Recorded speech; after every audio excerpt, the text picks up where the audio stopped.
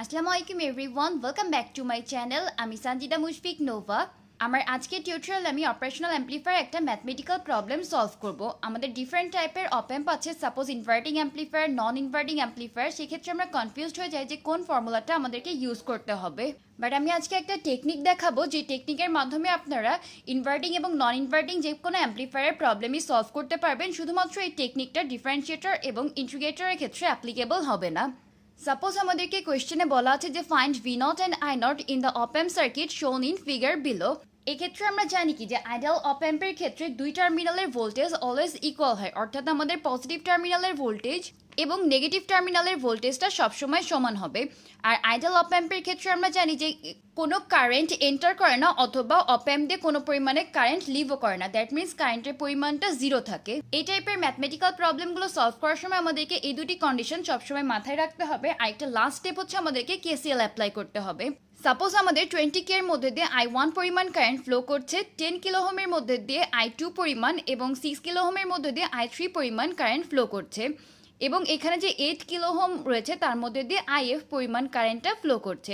এখানে আমাদের I1, I2 এবং I3 এন্টারিং কারেন্ট এবং IFটা লিভিং কারেন্ট। যেহেতু অপ অ্যাম্পের মধ্যে দিয়ে কোনো কারেন্ট এন্টারও করে না অথবা লিভও করে না, এই জন্য I1, I2, I3 আমাদের এন্টারিং কারেন্ট এবং IFটা আমাদের লিভিং কারেন্ট। অর্থাৎ এই টার্মিনালে যে কয়টা কারেন্ট এন্টার করেছিল তা IF হয়ে লিভ করবে। এখন এই দুইটি টার্মিনালের ভোল্টেজকে আমরা VX এবং VY কনসিডার করে নিয়েছি। আর আমরা ফার্স্টেই বলেছিলাম যে যেহেতু পজিটিভ টার্মিনাল এবং নেগেটিভ টার্মিনালের ভোল্টেজ ইকুয়াল, এই জন্য আমরা এখানে লিখতে পারি যে VX ইকুয়াল টু VY। আর সার্কিট ডায়াগ্রাম থেকে আমরা দেখতে পাচ্ছি যে VYটা আমাদের ডিরেক্ট গ্রাউন্ডে কানেক্টেড, দ্যাট মিনস আমাদের VY equal to 0 volt. Okay, এখন আমরা KCLটা অ্যাপ্লাই করবো। আমরা ফার্স্টে লিখে নিব যে applying KCL at node X we obtain -I1 -I2 -I3 plus IF equal to 0। এক্ষেত্রে আমরা এন্টারিং কারেন্টকে মাইনাস কনসিডার করেছি এবং লিভিং কারেন্টকে প্লাস কনসিডার করেছি। এই লাইনটাকে এখন এভাবে লেখা যায় যে I1 plus I2 plus I3 equal to IF। আমরা জানি যে কারেন্টের ভ্যালু ফাইন্ড আউট করার সময় আমাদেরকে দুইটা টার্মিনালের ভোল্টেজ ডিফারেন্স ডিভাইডেড বাই রেজিস্ট্যান্সের ভ্যালুটাকে বসাতে হয়। যেহেতু I1, I2, I3 আমাদের 20, 10 এবং 6 কিলো ওহমের অ্যাক্রসে কারেন্টের ফ্লো ছিল, এজন্য এখন আমরা লিখতে পারি যে 1.5 minus VX divided by 20 plus 2 minus VX divided by 10 plus 1.2 minus VX divided by 6। That means এখন আমরা I1, I2, I3 কে দুইটা টার্মিনালের ভোল্টেজ ডিফারেন্স ডিভাইডেড বাই রেজিস্ট্যান্সের ভ্যালুটা লিখে নিলাম। আর এই সাইডে অর্থাৎ রাইট সাইডে আমরা যে IFটা লিখেছিলাম ওই IFকে লেখা যায় VX minus V0 divided by 8। আমাদের এখানে মেইন টার্গেট হচ্ছে V0 এর ভ্যালুটা ক্যালকুলেট করা। বাট আমরা ইকুয়েশন থেকে দেখতে পাচ্ছি যে আমাদের ইকুয়েশন একটি বাট আননোন দুইটি, অর্থাৎ আমাদের VX আর V0টা আননোন। বাট আমরা প্রথমে একটা কন্ডিশন বলেছিলাম যে যেহেতু অপ অ্যাম্পের পজিটিভ টার্মিনাল এবং নেগেটিভ টার্মিনালের ভোল্টেজ ইকুয়াল, এখান থেকে আমরা VX এর ভ্যালুটা খুব ইজিলি পেয়ে যাই। তার কারণ কি, আমাদের VYটা যেহেতু গ্রাউন্ডেড ছিল এই জন্য আমাদের VY এর ভ্যালুটা ছিল 0 ভোল্ট। আর যেহেতু এই দুইটা ভ্যালু ইকুয়াল এই জন্য আমাদের VXটাও আমরা লিখতে পারি 0 ভোল্ট। এখন ইকুয়েশনটাকে এভাবে লেখা যায় যে 1.5 minus 0 divided by 20 plus 2 minus 0 divided by 10 plus 1.2 minus 0 by 6 equal to 0 minus V0 by 8। অর্থাৎ এখানে আমরা VXটাকে 0 দিয়ে রিপ্লেস করে দিয়েছি। দেন এখান থেকে আমরা ক্যালকুলেট করলে V0 এর ভ্যালুটা পেয়ে যাব। এই ইকুয়েশনটাকে সলভ করলে আমাদের V0 এর ভ্যালুটা এসছে -3.8। আমাদেরকে কোয়েশ্চেনে V0 এবং I0 এর ভ্যালুটা ফাইন্ড আউট করতে বলেছিল, সো আমরা একটা পার্টের রেজাল্ট অলরেডি পেয়ে গেলাম।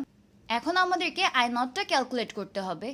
আমরা যদি সার্কিট ডায়াগ্রামটার দিকে একটু লক্ষ্য করি তাহলে আমরা দেখতে পাচ্ছি যে আমরা এই নোডে যদি আরেকটা KCL অ্যাপ্লাই করি সেক্ষেত্রে কিন্তু আমরা I0 এর ভ্যালুটা খুব ইজিলি ফাইন্ড আউট করতে পারি, কারণ আমাদের এই নোডে I0 কারেন্টটা এন্টার করছিল এবং 4 কিলো ওহমের মধ্যে দিয়ে যে কারেন্টটা ফ্লো করছিল, দ্যাট মিনস আমি যেটাকে I4K দিয়ে লিখে নিয়েছি ওই কারেন্টটা এখান থেকে লিভ করছে এবং IF কারেন্টটাও আমাদের এন্টার করছে। সো আমরা এন্টারিং কারেন্টকে নেগেটিভ এবং লিভিং কারেন্টকে পজিটিভ কনসিডার করে এই নোডে একটা KCL অ্যাপ্লাই করতে পারবো। দেন ফাইনালি আমাদের ইকুয়েশনটা চলে আসবে -I0 minus IF plus I4K equal to 0। দেন এখান থেকে লেখা যায় যে I0 equal to I4K minus IF। ওকে, এখন আমাদের ফার্স্ট টার্গেট হচ্ছে এখান থেকে I4K এবং IFটাকে ফাইন্ড আউট করা। আমরা যদি সার্কিট ডায়াগ্রামটার দিকে লক্ষ্য করি তাহলে আমরা দেখতে পাচ্ছি কি এই 4 কিলো ওহম রেজিস্ট্যান্সের অ্যাক্রসে ভোল্টেজ ড্রপটা আমাদের V0 এবং কারেন্টের ফ্লোটা ছিল I4K। এক্ষেত্রে লেখা যায় যে I4K equal to V0 divided by 4। আবার আমাদের আরেকটা টার্গেট হচ্ছে IFটাকে ফাইন্ড আউট করা। এখান থেকে লেখা যায় যে VX minus V0 divided by 8 equal to IF।